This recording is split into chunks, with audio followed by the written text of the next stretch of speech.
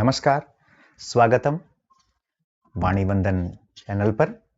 और फिर से आज हम उपस्थित हैं कक्षा छठी एनसीईआरटी दीपिकम पुस्तकम के 9वें पाठ यो जानाति सह पंडिता के प्रश्नोत्तर के साथ। तो चलिए इसके प्रश्नों को देखते हैं और इसका हम लोग समाधान करते हैं। जो पाठ है यो जानाति सह पंडिता, अर्थात जो जानता है वो पंडित है, इसके प्रश्नोत्तर को देखते हैं। पहला जो हमारा प्रश्न है वो है पाठस्य आधारेण निम्नलिखितानां प्रश्नानां एक पदेन उत्तरम लिखन्तु। अर्थात पाठ के आधार पर दिए गए प्रश्नों के उत्तर एक पद में लिखिए। और पहला हमारा प्रश्न है कि भोजनान्ते पातुम योग्यम किम, अर्थात भोजन के अंत में पीने योग्य क्या है। तो श्लोक में भी हमने पढ़ा था भोजन के अंत में पीने योग्य क्या होता है, छाछ, जिसे संस्कृत में कहते हैं तक्रम। और इस पाठ के पर यह शब्द आया है, इसलिए उसका उत्तर होगा तक्रम। दूसरा प्रश्न है ख सर्वदेवानां वंदनीय का, सभी देवताओं के लिए वंदनीय कौन है, सभी देवता जिसकी वंदना करते हैं, अर्थात भगवान शिव। और उन्हीं का दूसरा नाम क्या है, मृत्युंजय। तो इसका उत्तर होगा मृत्युंजयः। ग है जयंतः कस्य सुतः, अर्थात जयंत किसका पुत्र है। तो उत्तर है इंद्रस्य, इंद्र के पुत्र का नाम जयंत है। लंकायाम मिलित्वा कस्य पूर्ण रूपेण अस्ति। आप देखें जब हम लोग श्लोक पढ़े थे कि आधा कुम्हार के घर में रहता है और आधा हस्तिनापुर में, और दोनों मिलकर लंका में रहता है, अर्थात कौन था, कुंभकर्ण। तो घ का उत्तर होगा कुंभकर्ण। दूसरा प्रश्न आ गया पाठस्य आधारेण निम्नलिखितानां प्रश्नानां पूर्व वाक्येन उत्तरम लिखन्तु। करें पाठ के आधार पर नीचे दिए गए प्रश्नों के उत्तर पूर्ण वाक्य में, अर्थात पूरे वाक्य में दीजिए। तो विष्णु पदम कथम प्रोक्तम, अर्थात विष्णु के पद को, विष्णु के प्राप्ति को कैसा कहा गया है। तो विष्णु को प्राप्त करने को दुर्लभम एक पद में दिखा था, उत्तर हो जाएगा। देखिए यहाँ पे संस्कृत भाषा में उत्तर देना कैसा था, केवल जो प्रश्नवाचक शब्द हैं, ककार शब्द है, उसको हटाना है। जैसे कथम है यहाँ पे, तो कथम हटाइए, उसकी जगह दुर्लभम रखिए और पूरा प्रश्न उसी तरह से लिख दीजिए, वही आपका उत्तर हो गया। तो बहुत कुछ नहीं करना है। तो प्रश्न है विष्णु पदम कथम प्रोक्तम, उत्तर हो जाएगा विष्णु पदम दुर्लभम प्रोक्तम। दूसरा देखिए कस्य आदि अंतः च नास्ति, किसका आदि और किसका अंत नहीं है, ये बताना है आपको। तो हमने पढ़ा था कि नयनम, अर्थात नयन शब्द जो है नयनस्य, ठीक है, कस्य को हटा के उसका उत्तर नयनस्य कर सकते हैं, ठीक है। या ये लिखा हुआ है कि नयनम, इस पद का आदि और अंत नहीं है, ठीक है। तो ये इसका उत्तर हो जाएगा, नयनस्य भी कर सकते हैं। ग उत्तर है नरः काश्याम किं इच्छति, मनुष्य जो है वो काशी में क्या चाहता है। तो नरः काश्याम मृत्युम, अर्थात मोक्षम इच्छति, काशी में मृत्यु से मोक्ष की प्राप्ति होती, ऐसी हमारी पौराणिक मान्यता है। तो इसीलिए कह रहे हैं मनुष्य काशी में मृत्यु चाहता है। घ है कुलालस्य गृहे अर्धम किम अस्ति, कुम्हार के घर में आधा क्या है। तुमने पढ़ा था कि कुलालस्य गृहे अर्धम कुंभम अस्ति, कुंभ है, कुंभकर्ण के लिए कुंभकर्ण। तो कुंभ आधा कुम्हार के घर में रहता है, ये इसका उत्तर है। चौथा प्रश्न पे आते हैं द्विचक्रिकायाः चक्रम, पुस्तक है तो क्या हो जाएगा छात्रस्य पुस्तकम, अर्थात छात्र का पुस्तक। हिंदी में छात्र का लिखते हैं तो संस्कृत में उसी को छात्रस्य लिखते हैं, तो वही आपको यहाँ बनाना। देखिए द्विचक्रिका चक्रम भ्रमति, अर्थात द्विचक्रिका अर्थात साइकिल, साइकिल का चक्का घूमता है, ये है।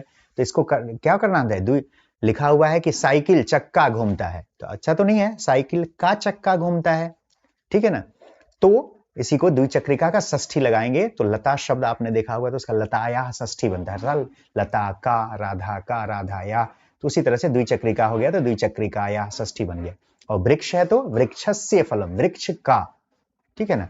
तो यही देखिए पहला है द्विचक्रिका चक्रम भ्रमति, नहीं ये अशुद्ध है, क्या होगा द्विचक्रिकायाः चक्रम भ्रमति। दूसरा है फल वृक्षः फलम खादति, ठीक है, नहीं वृक्षस्य फलम खादति, वृक्ष का फल खाता है। छात्रा नाम पृच्छति, छात्रा का नाम पूछता है, नहीं छात्रा नहीं हुआ, छात्रायाः नाम पृच्छति, छात्रा का। राम पुस्तकम आनयति, नहीं रामस्य पुस्तकम, राम की पुस्तक लाता है। मंदिरस्य शिखरम पश्यति, मंदिरम शिखरम लिखा है ना, उत्तर होगा मंदिरस्य शिखरम। अगला प्रश्न है पांचवा, इसमें देखिए इसमें भी आपको षष्ठी बनाना है, ठीक है ना। एक एक एग्जांपल, जैसे देखिए देव हो गया देवस्य, क्योंकि हमेशा ध्यान रखिए अकारांत शब्द के अंत में देव है तो स्य लगता है, और रमा देखिए आ है अंत में तो याह लगता है, ठीक है ना। लता याह, रमा याह, आकारांत शब्द, बस यही ध्यान रखना है आपको, एक में याह एक में स्य। अब उसका कारण क्या है, पुल्लिंग अकारांत है तो स्य लगेगा, और आकारांत स्त्रीलिंग है तो आ लगेगा, और नपुंसक लिंग में भी स्य लगता है। पुल्लिंग और नपुंसक लिंग एक समान बनता है। बहुत ही आसान है, ठीक है ना। तो वृक्ष का जैसे वृक्षस्य, तो छात्रा का क्या हो जाएगा, छात्राया। उद्यानम का उद्यानस्य, यहां पर देखिए दिया हुआ है, ठीक है ना। देवः देवस्य, रमा रमाया, भवन भवनस्य, यहाँ वनस्य लिखा हुआ है, भवनस्य। वृक्षः वृक्षस्य, छात्रा छात्रायाः, उद्यानम उद्यानस्य, द्वारपालः द्वारपालस्य, दोला दोलायाः, जो हमने बताया था अकारांत में स्या, आकारांत में या, और फिर नपुंसकलिंग आकारांत में भी आपको स्य लगाना है। तो वनम वनस्य, स्यूतः स्यूतस्य, उपासना उपासनायाः, सूत्रम सूत्रस्य, सूत्रम सूत्रस्य, अनुजः अनुजस्य, पुस्तिका पुस्तिकायाः, पत्रम पत्रस्य, अग्रजः अग्रजस्य, भ्रातृजाया भ्रातृजयाः, जायायाः होना चाहिए। यंत्रम यंत्रस्य, पितामहः पितामहस्य, अग्रजाः अग्रजायाः, वातायनं वातायनस्य, मातुलः मातुलस्य, स्नुषा स्नुषायाः, पुष्पं पुष्पस्य, प्राचार्यः प्राचार्यस्य, लेखनी लेखन्याः, संगणकं संगणकस्य, विद्यालयः विद्यालयस्य, पत्नी पत्न्याः, गृहं गृहस्य, पितृभ्यः पितृभ्यस्य, पुत्री पुत्र्याः, वार्तापत्रम वार्तापत्रस्य। और संस्कृत में जो है ना विभक्ति का बहुत प्रयोग है, तो आपको कम से कम मेरा यह सलाह है कि एक शब्द रूप अवश्य याद कर लिया, तो बिल्कुल सब कुछ आपको बहुत ही आसान लगने लगा। छठा प्रश्न है, रिक्त स्थानेषु कुटुंबस्य परिचयम लिखतु, ठीक है ना। अपने परिवार के लोगों का नाम लिखना है। जैसे मम नाम दिनेशा, मम पितुः नाम सुरेश, इसने एग्जाम्पल दिया है, तो यहाँ पे आप लिखिए मम नाम, मम मातुः नाम, अर्थात मेरे माता का नाम। अब जो भी आपके माता का नाम है वो यहाँ पे लिख देना है, ठीक है ना। मम अग्रजस्य नाम, मेरे भाई का नाम क्या है। मम अनुजाया नाम, मेरी बहन का नाम क्या है। मम पितामहस्य नाम, दादाजी का नाम। पितामह्या नाम, ठीक है ना, दादी जी का नाम। पितृभ्यस्य नाम, चाचा जी का नाम, चाची का नाम, ठीक है ना। एतत् मम कुटुंब, और ये सब मेरे परिवार हैं। तो ये सारा नाम आपको इसमें केवल लिख देना है और ये प्रश्न आपका आराम से हो जाएगा। अब देखिए यहां भी संबंध बताने वाला एक बहुत ही अच्छा पहेली जैसा दिया है। देखिए बस एक ही आपको याद रखना है कि अकारांत में स्य लगाना है, और आकारांत अर्थात जैसे राम अकारांत है तो इसमें स्य लगेगा, और सीता आकारांत शब्द है तो सीता याह लगेगा। और ये बात यदि आपने ध्यान रख लिया तो आप पूरी तरह से कर सकते हैं। जैसे देखिए रामा लिखा है ना, तो राम के पिता दशरथ थे, तो रामः पिता दशरथ लिखा हुआ है, लेकिन नहीं, शुद्ध क्या होगा, राम का पिता दशरथ हिंदी में ना। तो इसी तरह संस्कृत में क्या, रामः पिता दशरथ है ना, रामस्य, तब इसका मतलब हो गया राम के, तो इसलिए रामस्य पिता दशरथ। और इधर आ जाइए, दशरथ की बहू सीता थी, तो दशरथस्य स्नुषा सीता, अकारांत है दशरथ, इसमें भी स्य लगेगा। उल्टा आके देखिए, सीता स्नुषा दशरथ, ठीक है ना। सीता श्वशुरः दशरथ, तो सीतायाः श्वशुरः दशरथ, सीता सीतायाः में बदल जाएगा, ठीक है ना।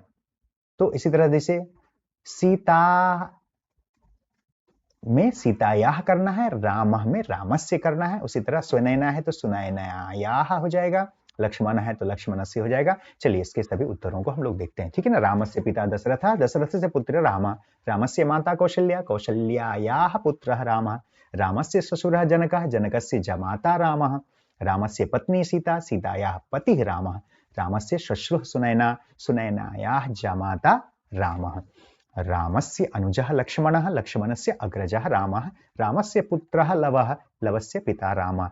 तो कुछ नहीं करना है, अकारांत में स्य और आकारांत में यह लगा देना है, आपका हो जाएगा। सीता की तरफ से देखते हैं हम लोग इधर उल्टा चल के, तो सीतायाः श्वशुरः दशरथः, सीता दशरथस्य स्नुषा, सीतायाः श्वश्रुः कौशल्या, कौशल्यायाः स्नुषा सीता, सीतायाः पिता जनकः, जनकस्य पुत्री सीता, सीतायाः पति राम, रामस्य पत्नी सीता, सीतायाः माता सुनैना, सुनैनायाः पुत्री सीता, सीतायाः देवरः लक्ष्मणः, लक्ष्मणस्य भ्रातृजाया सीता, सीतायाः पुत्रः लवः, लवस्य माता सीता। आप ध्यान से ये संबंध बता रहा है, जैसे सीता का तो सीतायाः, लक्ष्मण का लक्ष्मणस्य, राम का रामस्य, दशरथ का दशरथस्य।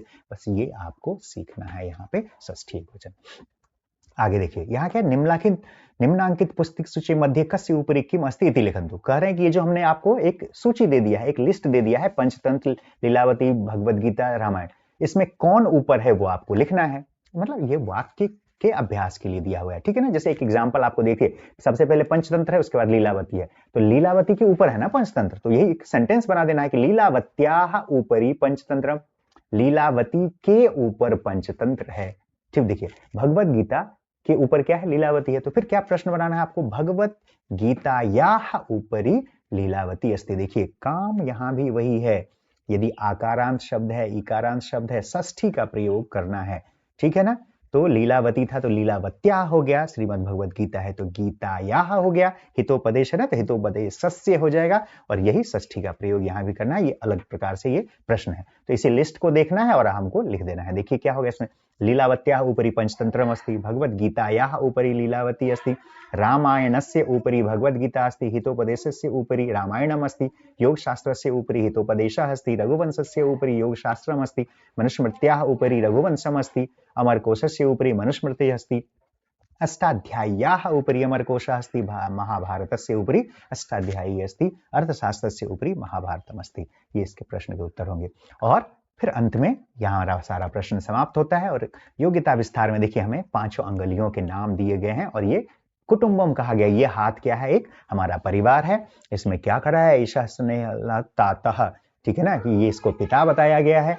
निकटे उसी के पास में जो रह रही है उसे तर्जनी कहा गया है, ठीक है। निकटे वस्तु माता, इसको माता कहा गया परिवार के रूप में। ज्येष्ठा पुत्री दर्तमा, सबसे बड़ी जो बेटी है वो मध्यमा है, और तस्या भग्नी, और उसी की बहन जो है वो अनामिका है। कनिष्ठा, और बेचारी जो छोटी है वो सबसे अंत में कनिष्ठिका है। तो ये 5 नाम दिए गए हैं, अंगुष्ठा, तर्जनी, मध्यमा, अनामिका और कनिष्ठा, कनिष्ठिका। तो ये नाम देखना है। इसी के साथ समाप्त करते हैं।